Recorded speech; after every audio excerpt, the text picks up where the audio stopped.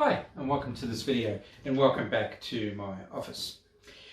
Today what we're going to be doing is we're going to be replacing the battery in this Wahl 9953 mini trimmer.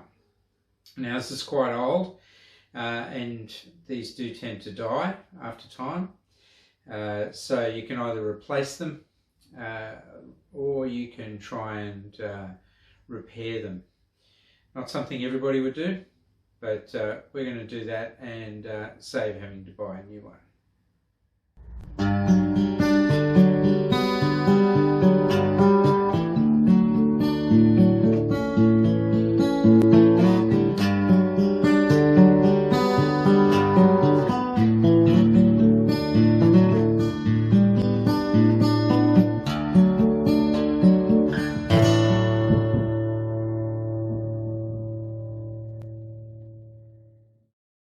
Okay, so let's have a quick look at this mini trimmer. So the head rotates through 360 degrees. It's obviously got an on-off switch and a charging port. That does come off quite easily, and you do have a number of these little plastic combs that you can clip onto them, just the same as you would for any like head shaver or anything like that. And it does have, I do have one other one, which is this small mini cutting one that you would use, that's for like your nose hairs or for the hairs just in your ears. Okay, so that's all there is to it. So let's get cracking and take it apart. Okay, so first things first, I'm going to have to remove this rubber grip that's on here. Have to do that by, I think I'll slide that up there. Put a pick. You're fixing these things, you need the guitar picks. They're very useful. Oops, took that off again. Here we go.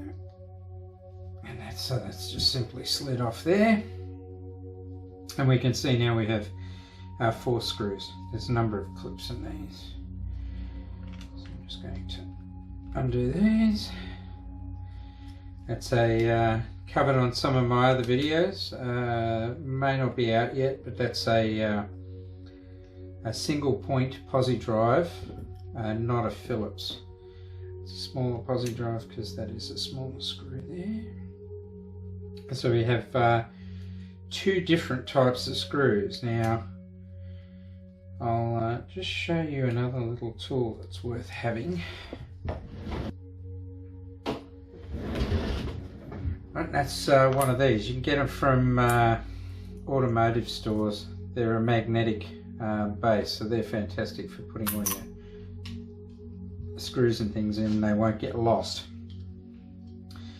Okay, so we'll be using our pick as normal. Just put the pick in and slide it down the length. I have to put one in one side and put one in the other side, and you'll hear the clicks as the clips come undone. So, oh, look at that! Wow, you can see that coming. Okay. What do we get out of that? Well, that was the end that flew off. Okay, so the end has these 4 little springs. I've got 3 plastic bits and I'm missing 2 springs, or 3 springs. You see, there's 2 springs in there. So I've had 2 fly off. So I need to find them. There's one. And there's the other one at the back. Okay, so I'll cover what they do now. So there's springs in there, and these little guides, I guess, or detents, I think is actually the correct term. Didn't expect it to fly out. And you have the backing here with these dimples in them, and those 2 sit like that in the housing, and as you rotate them, they lock into those various positions so it doesn't really move around. Anyway, we'll have to reassemble that later on. So what do we have here? We have, we've lost a post there, like that, so I'll have to glue that back in. I'll show you how to fix that too. And there's our battery. So our battery in this case is a 1.2 volt, 1200 milliamp per hour nickel metal hydride battery, and it has tabs on it. What we're up against in this case, so I have a new one here, same size. It's an AA size battery. This replacement one is 2400 milliamp per hour. Couldn't get one 1200 milliamp per hour, but the charger I use for this should be able to charge this, so there's no problem with that. So let's see, what am I going to do here now? I'm actually going to look at fixing this post first, so it has plenty of time to set up. Okay, now the reason I said I'll show you what I do with, I'm going to use Plastix. I'm not sponsored by Plastix, but I have been using these products for years, and if you have to do any plastic repairs, this is the stuff you want to use. Okay, so Plastix is made up of two parts. Basically, there's the liquid, which is, as I said, not a cyanoacrylate, and then you get a powder. So I have here black, clear and white, but they do come in a variety of colors. But yeah, that's it. So this actually basically dissolves the plastic that exists and melts it back into itself. That's how it works, to create a bond. And you can add a little bit of the powder to provide some fresh plastic there. And you can actually do a lot with plastics, like remolding things, and you know, it's not actually a glue as in normal terms of glues. Okay, so I'm going just off camera. I've put a bit of Plastix into a mixing spoon, and I'm gonna mix that in, and I'm gonna put the end into that for a second. Oops. Just put that into it. I'm just going to get a pair of tweezers.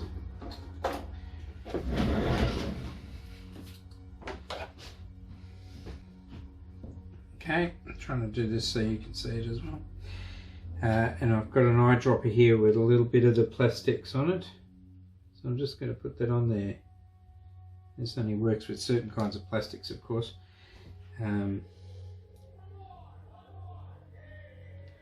Okay, and I'm going to put that back in its spot. And okay.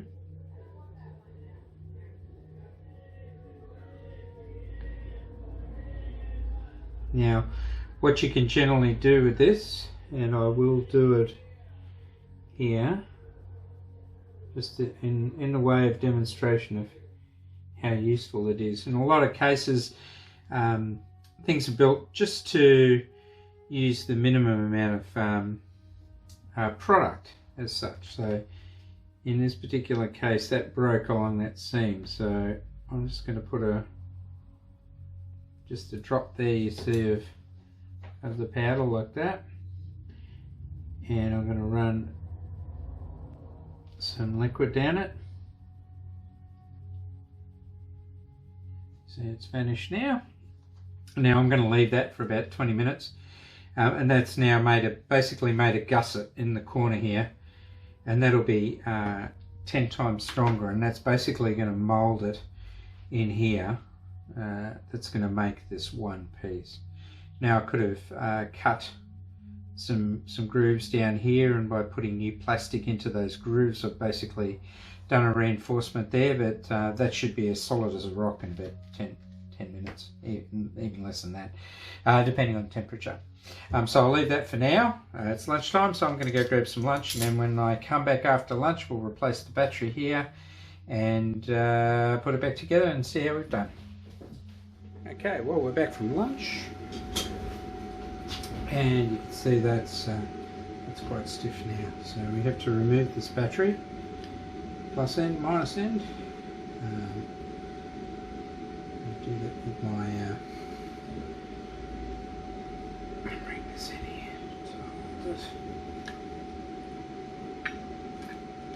I'll try and do this without too much disturbance to the actual board. Apologise for the noisy background, but that's that's my solder station.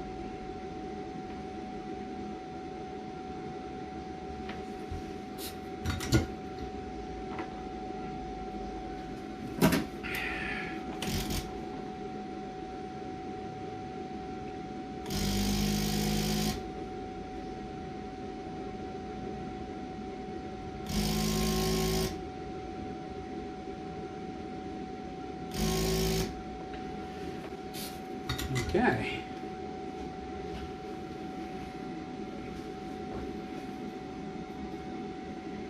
Move that a bit further forward. Okay, so battery's out. And let's have a look at this one here. Okay, I'm gonna do this off camera. I'm just using my side cutters to cut down the side here.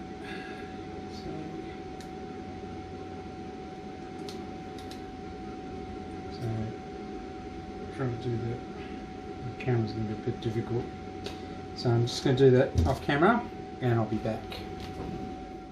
Okay, so I've trimmed down the legs. I'm not sure what height I can see that. I've trimmed down the legs there so they'll go through the through the motherboard, and it's positive at this end. So I might have to take it off this board, and I might have to just take it out of view for a sec, just so I can to do this the other way around.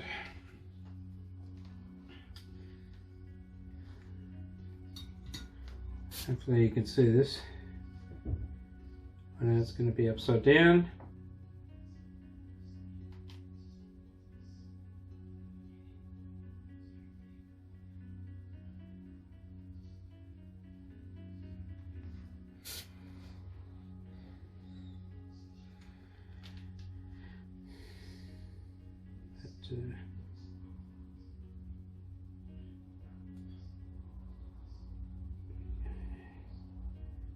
In there for a second, and there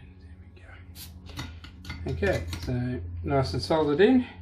Now we just need to put it back in the case. Test it. There you go, it's running. So the rest of it still works, which is good. Okay, I'm just going to now position all these wires, back in, so that they're in the right spots.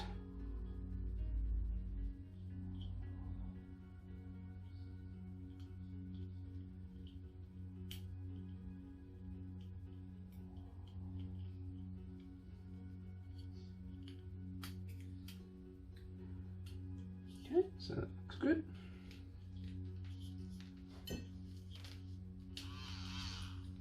Excellent. We can see the charging plug through there, so that's quite good.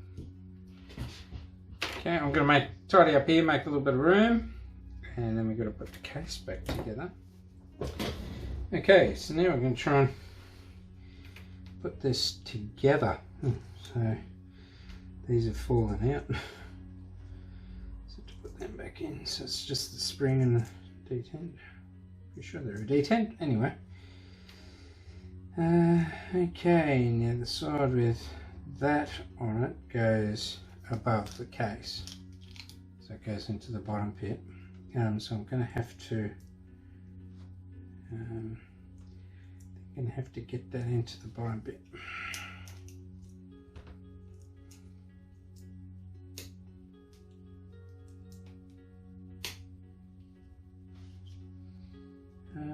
wonder if I can...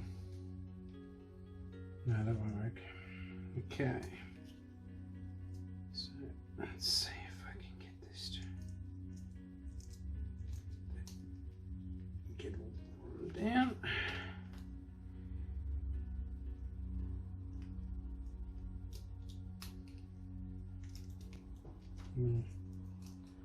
It might have to be that way. It's a bit tricky. It's like, because they've all got to be in. So I guess it's like, oh, let's see what's popped out. I guess it's like juggling a couple of cats. The cats don't want to be juggled, and you really don't want to be juggling them. Okay, so let's see how that goes.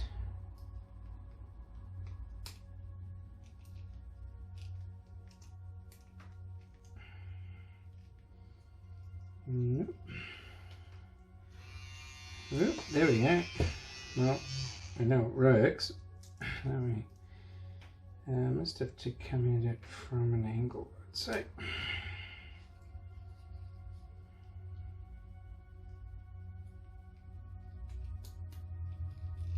There we go. Okay, that worked. We'll get this in the, that's in the off position, so I guess if you put that in the off position, they should line up, I think. Back over first.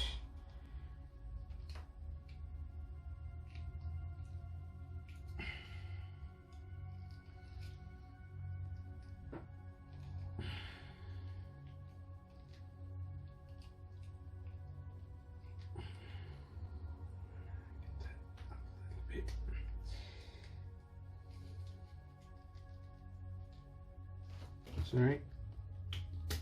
There we go.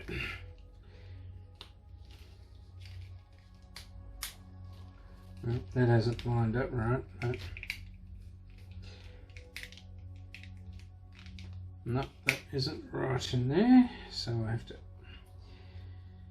just jiggle that out a little bit. There we go.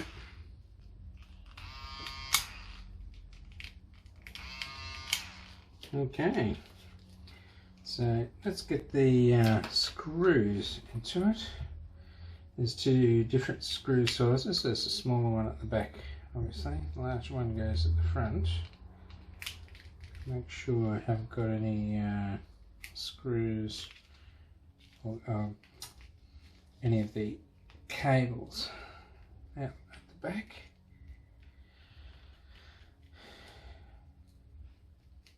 Let's make a start on them. Never put all the screws or any one of the screws in first. My dad always told me. Once all of them are started, of course, then you can start tightening them up. There we go.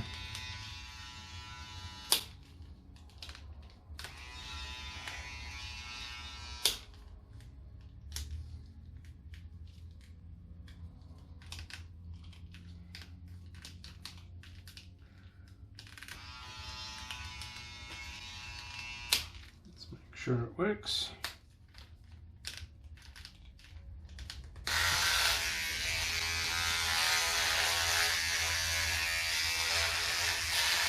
Probably needs the to put this on.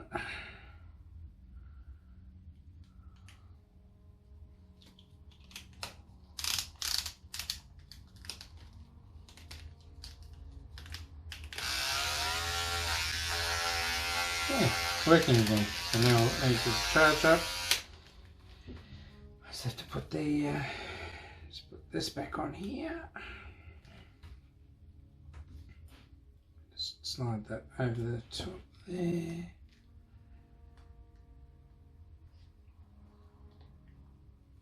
And there you go.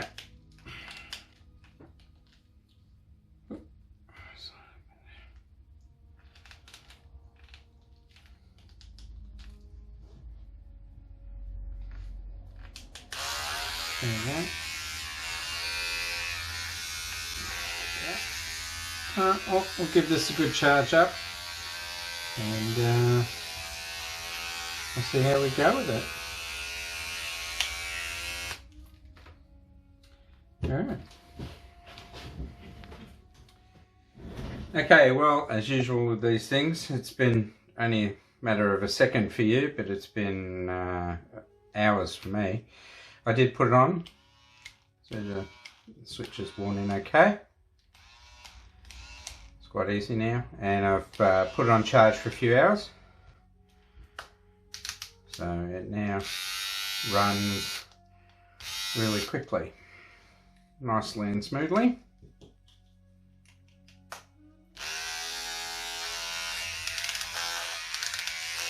Good little unit that for trimming. Now just a word on maintenance. I use this stuff. It's just a local brand, but it's a combination cleaner and lubricant. So I don't know whether you'll get the effect here. See how much faster and smoother it runs. It blows all the hair out from between the blades, and it just keeps the blades lubricated. So you can hear that. So yeah, good idea to get some of this to clean and lubricate your hair trimmers. And there you go. Okay, so there we were. We fixed that, and it runs quite smoothly now. So I'm glad you stuck around till the end, and I hope you got something out of this. Even got a bit of a bonus section on using Plastix, which is fantastic if you're repairing any of these small things that are made of plastic, or basically anything of plastic really. You can repair and mold. I might do a video on that in the future. So if you did enjoy that, I have got a video coming up. I have my my crew cut device here. You can see it runs still, but it doesn't last very long. So this will be the next thing I'll be taking apart and replacing the battery in, because I do actually still use this all the time. So keeps the hair short. And yeah, that's it for today. Thanks for joining me again. See you on the next video.